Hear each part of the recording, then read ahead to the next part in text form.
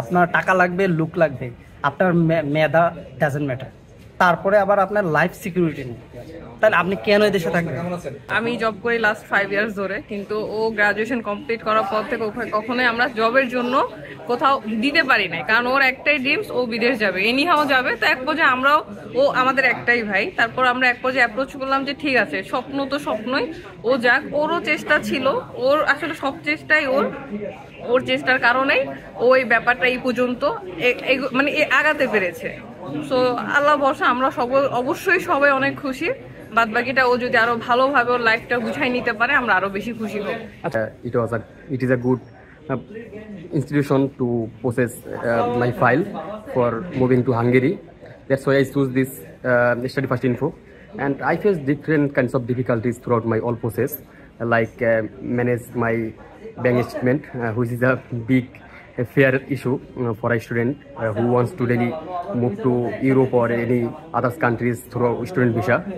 So they helps me or guide me to manage these documents, and throughout the whole journey, Study First Info helps me a lot. ডিপ্লোমাতে ছিল 3.78 out of 4, তো এটা অবশ্যই একটা ভালো result. তো আমার অবশ্যই ড্রিম আছে বাংলাদেশে কিছু করার জন্য, বাট আফটার দেন আমি কি করব কিছু বলতে পারবেন? মূলত এখানে প্রত্যেক দিন হয় চাঁদাবাজি, রাজনীতি যে একটা নোংরামি আছে এটা চলতেছে।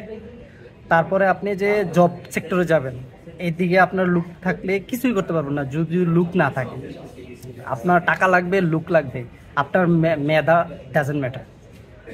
তো তারপরে আবার আপনার লাইফ সিকিউরিটি নেই, তাহলে আপনি কেন এই দেশে থাকবেন? তাহলে ভালো ভালো যে স্টুডেন্টগুলো আছে এর জন্য যাচ্ছে, আর এই যাওয়াটাকে বাংলাদেশের জন্য খুব বড় একটা ক্ষতি না? একদম। আপনার মেধা পাচার করা, আমাদের দেশ থেকে মেধাগুলো চলে যেতেছে, ওইগুলো যদি আমরা ধরে না রাখতে পারি, তাহলে আমরা ইন ফিউচারে দেশটা আসলে কোথায় নিয়ে যাবো? আমরা যে দেশে থাকুক, দেশে লেখাপড়া করুক, বাইরে দেবো না, মানে বহুদিন আগে যেত সে। কিন্তু আমি চিন্তা করছি যে না, এখনো তো দেশের যে অবস্থা, দেশের যে মানে লাইন, এখানে যে পরিমাণে যা হচ্ছে, তাতে আমার ছেলেকে বাইরে পড়ানোই আমার মতে ভালো হবে, এই ছেলেও ভালো থাকবে, এইটাই মনে করেই আমি বাইরের আবেদন করেছি। দিন শেষে আমাদের এখানে অনেক শিক্ষার্থী আসে, সো এখানে 99% শিক্ষার্থী রিভিউটা আমরা ভালো পাই।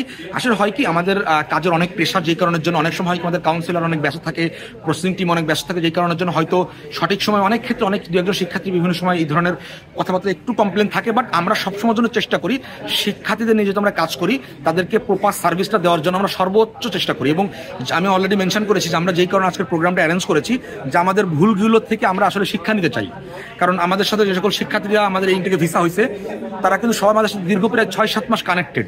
সো তারা কিন্তু আমাদের থেকে একটা সার্ভিস পেয়েছে। যখন তারা এই জিনিসটা নিয়ে সমালোচনা করবে, সেখান থেকে কিন্তু আমরা অনেক শিক্ষা পাবো। সো এই জিনিসগুলোকে আমরা কাজে লাগিয়ে আমরা ভবিষ্যতে আরো ভালোভাবে কাজ করতে চাই। সো আমি মনে করি যে আমাদের প্রত্যেকটা শিক্ষার্থী আমাদের সার্ভিসে 100% স্যাটিসফাইড, এবং স্যাটিসফাইড বলেই কিন্তু আমাদের একটা বড় অংশের ক্লায়েন্ট আসে। যে সকল শিক্ষার্থীদের আমাদের মধ্যে ভিসা হয়, তারা রিকমেন্ড করে, সেই রিকমেন্ডেড মাধ্যমে আমাদের অনেক শিক্ষার্থী আসে। সো এই জায়গাটা আমাদের খুব বেশি গুরুত্বপূর্ণ।